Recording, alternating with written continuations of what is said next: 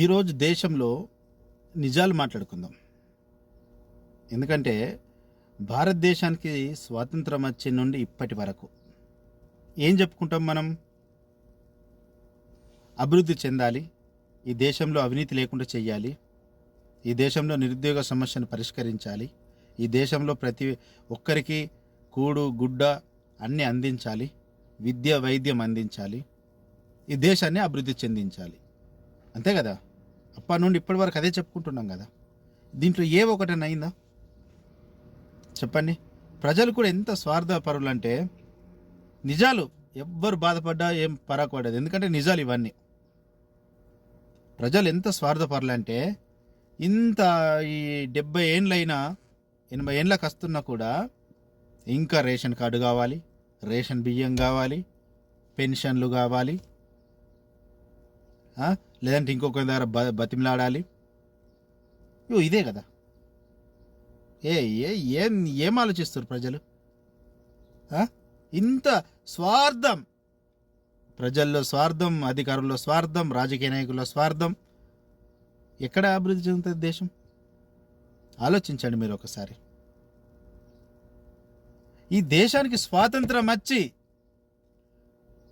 1947 నుండి 2014 వరకు భారతదేశ అప్పు ఎంత? 14 నుండి ఈరోజు 25th వరకు దేశ అప్పు ఎంత? ఇది ఆలోచన ఉండదు యువతకు, ఈ ఆలోచన ఉండదు ఈ దేశంలో ఉన్న ప్రజలకు. ఇంత ఇంత స్వార్థంగా బతుకుతుర్రు ప్రజలు, ఇంత అమాయకంగా బతుకుతుర్రా.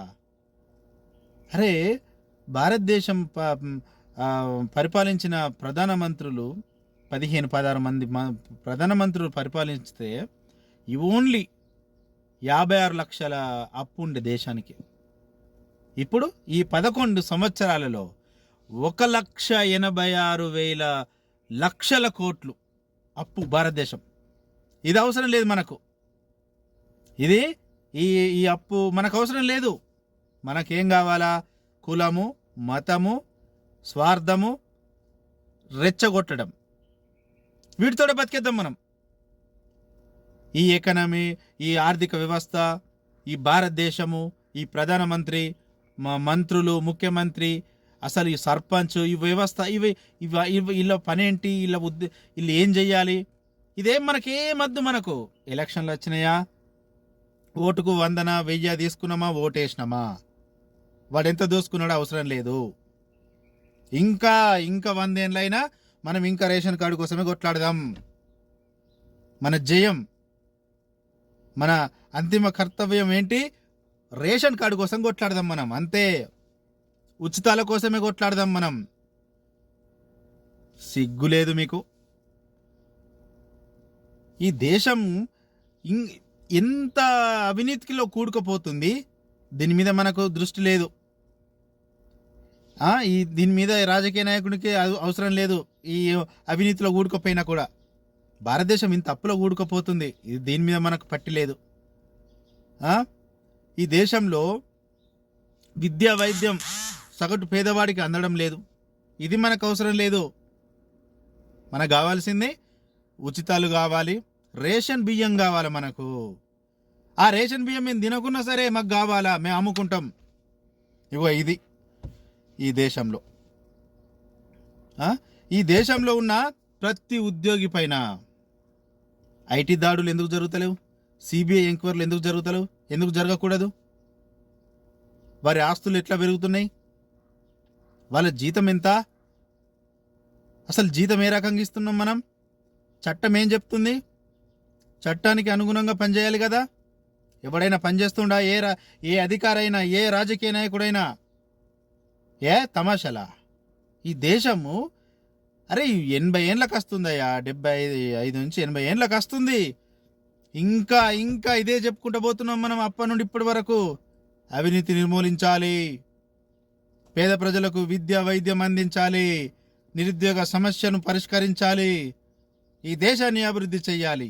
ఇదే కదా ఎన్నేళ్ళు చెప్పుకుంటూ పోతాం మనము. ఈ పార్టీ వస్తాడు, మనమంతా ఒకటి అంటాడు, ఆ పార్టీ వస్తాడు, లేదు మనం హిందువులేమో ఒకటి అంటాడు. ఇంకోటి అంటాడు అరే భయ్ ముస్లింలు ఒకటి అంటాడు. ఏ తమాషాలా ఏంద్రబాయ్ కులాలు మతాలు? సిగ్గు లేదా మీకు? కడుపుకు అన్నం తింటురా పెండ తింటుర్రా? ప్రజలు కష్టపడి పేద ప్రజలు మధ్యతరగతుడు కష్టపడి మీకు ట్యాక్స్ మీకు జిఎస్టీలు అంటూ అదంటూ ఇదంటూ మేము కడుతుంటే దొబ్బి తిని దొంగతనాల లక్షలు వేల కొద్ది లక్షల కొద్ది జీతాలు తింటూరు. అవినీతికి పాల్పడి లంచం ఇయ్యంది ఏ పని చేస్తలేరు. రాజకీయ నాయకుని ఆస్తులు ఒక్కొక్కరి 100 నుంచి 1000 లక్షల కోట్లకు పెరుగుతున్నాయి. పేదోడుగానే ఉన్నాడు, మధ్యతరగతి ఉన్నాడు. ఎన్నేళ్ళు ఇట్లా? ఎన్నేళ్ళు? ఈరోజు ఏదో ఈ దేశంలో పోని తెలంగాణ వదిలేయండి, ఈ దేశంలో స్వాతంత్రం వచ్చి నుండి ఇప్పటి వరకు కులగణన ఎందుకు చేయలేదు? ఎన్ని కులాలు ఉన్నాయి ఈ దేశంలో, ఎన్ని మతాలు ఉన్నాయి, ఎంత జనాభా ఉంది, ఇది ఎందుకు లెక్క చేస్తలేరు మీరు? చెప్పండి. ఈ దేశంలో నిరుద్యోగం విపరీతంగా మన ఓన్లీ తెలంగాణలో 45 లక్షల నిరుద్యోగులు ఉన్నారు. ఓన్లీ రిజిస్టర్ చేసుకున్న వాళ్ళే 45 లక్షల మంది ఉన్నారు. మరి వాళ్ళకు ఉద్యోగాలు ఎట్లా వస్తాయి? ఈ ఉన్న ఉద్యోగాలకు వీడు అవినీతికే పాల్పడుతుండు. నిజాయితీ పరుడు ఎవడున్నా చూపించండి, కాళ్ళు మొక్కుదాం నిజాయితీ పరుణ్ణి. వీళ్ళకు 1000 లక్షలు టీఏలు డిఏలు కంకి కాకరకాయలు అనుకుంటూ ఇష్టం ఉన్న జలసాలు చేసుకుంటా వాళ్ళు అయిన లంచాలు తీసుకుంటూ బతుకుతుంటే ఎందుకు ప్రక్షాళన చేయలేకపోతున్నారు? ఈ దేశంలో ప్రతిదీ ప్రక్షాళన జరగాలి. ఉద్యోగాల్లో ప్రక్షాళన జరగాలి, రాజకీయాల్లో ప్రక్షాళన జరగాలి, నీ మెదడులో ప్రక్షాళన జరగాలి. ఫస్ట్ సిగ్గు అనిపిస్తలేదా మీకు? చదువుకున్నంటావు, ఇవాళ బీజేపీ అధికారంలో ఉందని జై జై జై జై అనుకుంటూ మాట్లాడుతున్నావు. చదువుకున్న తెలివేటి పోయిందిరా భయ్ నీది. చిన్నప్పుడు పెద్దలు చెప్పారు, ఇప్పుడు కూడా అది చెప్తారు, చదువుకున్న వాడికన్నా శాఖలు ఉన్నాయేమంటాడు. ఎందుకు? లెక్క కొద్ది ఉంటాడు కాబట్టి. ఈరోజు ఏమైందిరా భయ్? చదువుకున్నోడు నా కులం అంటుండు, నా పార్టీ అంటుండు, నేను హిందువుని అంటుండు, నేను ఇది అంటుండు. ఏంద్రా మీరు? సిగ్గు అనిపిస్తలేదా? బుద్ధి లేదా మీకు? దేశము ఎంత దిగజారిపోతుంది. ఎక్కడుంది అభివృద్ధి దేశంలో? అసలు అభివృద్ధి అర్థం ఏంటి? అభివృద్ధి అంటే ఏంటి? జిఎస్టీ ఇష్టం ఉన్నట్టు పెంచుకోపోవడమా? అరే ఏం బుద్ధులు రమి అసలు? ఆ రాజకీయ నాయకుడేమో అన్నం తింటలేడు, పెండ తింటుండు, మనుషుల పెండ తింటుండు. ఈ అధికారులు ప్రభుత్వ ఉద్యోగులు పెండ తింటురు, అన్నం తింటలేరు.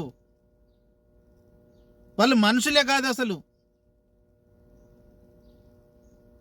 నిజాయితీ పరుణ్ణి నేను అనడం లేదు, కానీ ఎక్కువ శాతం ఈ అవినీతి పరులే ఉన్నారు ఈ దేశంలో.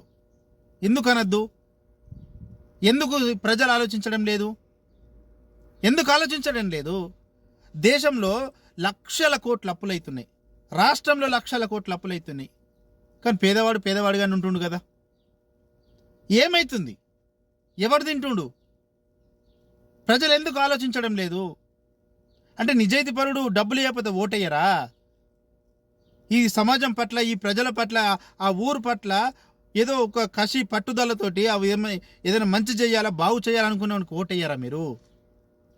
ఇప్పుడు సర్పంచ్, ఎంపీటీసీ, జడ్పీటీసీ ఎలక్షన్లు వస్తున్నాయి, ఇప్పుడు ఎమ్మెల్సీ ఎలక్షన్లు జరుగుతున్నాయి. నిజాయితీ పరుణ్ణి ఎన్నుకోండి. నిజాయితీ పరుడు అంటే ఏదో పార్టీ పరంగానో లేదా ఇండిపెండెంట్ కాదు. ఆలోచించండి, మాట్లాడండి. వాడు మీ దగ్గరికి వచ్చిన మాట్లాడి, నీ ఉద్దేశం ఏంటి, ఇదేంటి, అదేంటి, మాకు ఇది ఉంటేనే ఇది చేస్తాము, ఇది ఉంటేనే అది చేస్తాం. మాట్లాడండి భయ్.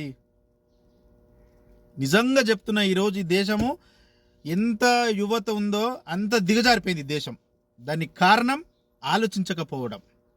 ఈ దేశం యొక్క ఆర్థిక పరిస్థితి, ఈ దేశం యొక్క నిరుద్యోగ పరిస్థితి, ఈ దేశం యొక్క అవినీతి పరిస్థితిని ఈరోజున్న యువత ఆలోచించకపోవడం వలన ఈరోజు దేశం ఇలా దిగజారిపోతుంది. ఇలాంటి ప్రజలున్నంత కాలం ఈ దేశం అభివృద్ధి చెందదు. ఓన్లీ పేరుకే ఈ స్వార్థ రాజకీయ నాయకులు చెప్పుకోవడం కోసమే అభివృద్ధి అభివృద్ధి అభివృద్ధి అంతే. ఇది వాస్తవం కాదు.